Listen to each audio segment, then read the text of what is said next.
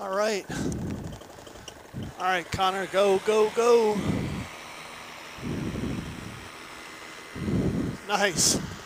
There's actually some patches and holes in the clouds, so we're gonna see if we can get topside today.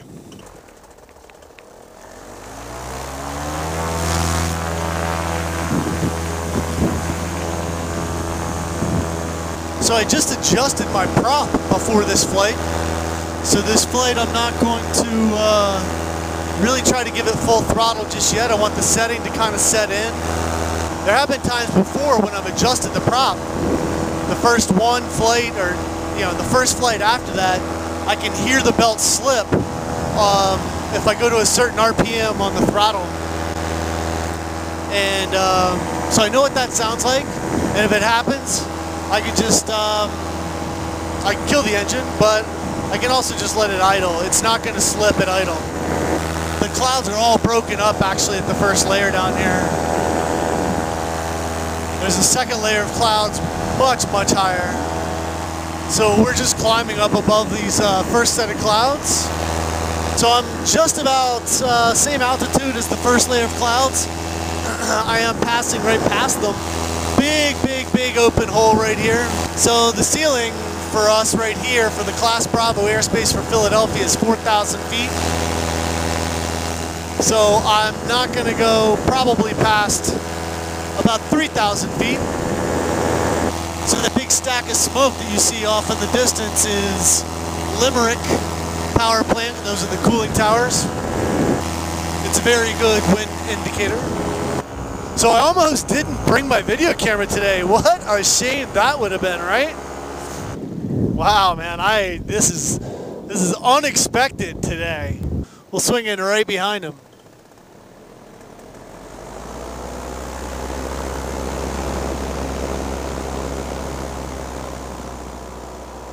See if we can't come down beside him.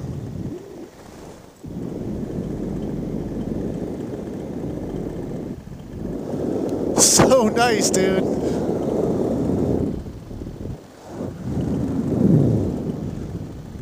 This is just perfect, perfect weather. Just Connor and I up here among the clouds, texting other pilots. There's one other guy, his name is Jeff. He literally had somebody hit a telephone pole in front of his house, and there are 3 huge Pico trucks blocking his driveway, and he can't get out here to fly, and he is so bummed. And you can understand why he's bummed. So tonight is it's Thursday night, and so tonight Robert Mike. Okay, I gotta go. So I just felt my motor slip, or my belt slip. I believe I'm within gliding distance of the field, which is right in front of me, so I should be good. So tonight is Thursday, and that means it is paraglidingtalk.com at 9 p.m. Eastern, hosted by Robert Michaels. I'm just going to try to power it up here. Oh yeah, slipping. If I was closer to the field, I would have cut off my engine. I do have my tools in my Jeep to fix the propeller, to tighten it up. The grass is super wet, super, super wet. Trying to get on the highest ground possible.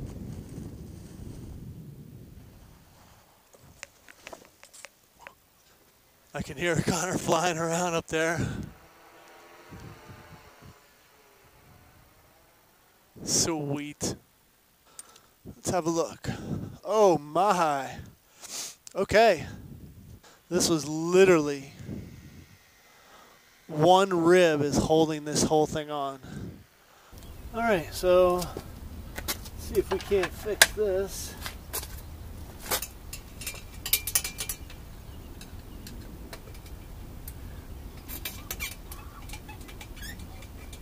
Well, that wasn't the tightest it's ever been. Oh, dude, come and look at it. This literally was hanging on by a thread. Oh, shit. This was on one rib. When did that happen? In flight. Just cruising, or when you were like banking and... Well, no, not at all. We were up at like 3,000 feet over there, and I felt it slip right away. I'm like, that's not good. And so I immediately turned left and started heading over here. I wondered why you went down so fast. Hi. Hi. How's it going? I'm just intrigued. As you should be. I have a question. Do you need to be licensed to do this? No. Nope. Do you have to do it here? No. Or designated places? No. How high can you go? 18,000 feet. Yeah. Although right here it's 4,000 feet. Yeah. Because of the Philadelphia airport. So it's on and it's good to go. I just need to tighten it down, right, the whole way. And that right here needs to be tightened. Okay? So I want you to do this part. Like, I want you to crank it as much as you can. Right. Yep, clockwise. You just hold it whenever you're... Like, just hold it? Yeah, well, no, or crank it? Yeah, crank it like, as hard as you can. And let me know when you're ready. Yep. Alright, keep going. Okay. Yep. Alright, now it's ready to fly again. Yeah. Got the propeller put back together. Got the belt tightened up.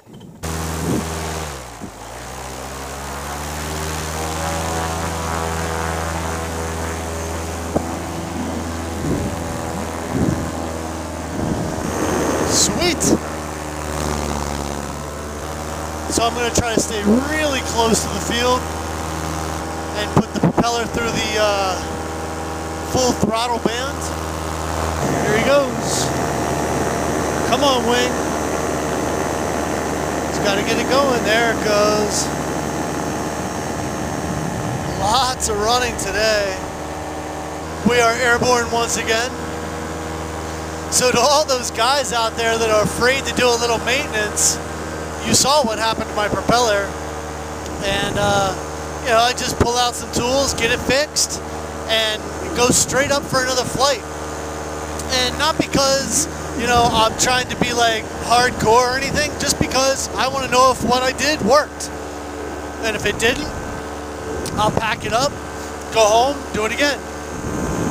But taking that flight right after you make an adjustment is pretty key to making sure that, you know, what you did worked.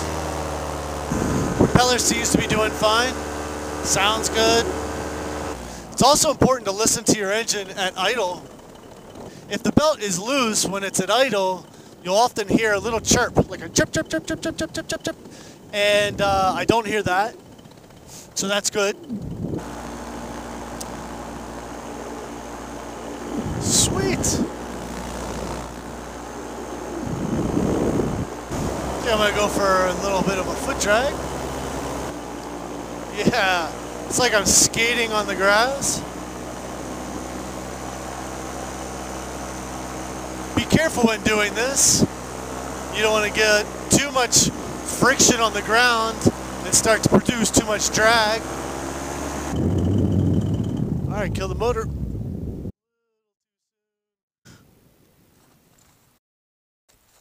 Run.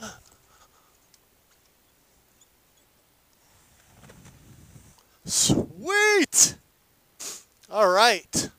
Psyched that I got that second flight in. I almost packed it up and went home, but I'm glad I fixed the problem and went for another flight.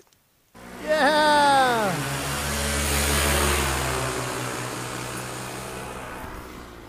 All right, that was Connor still having fun.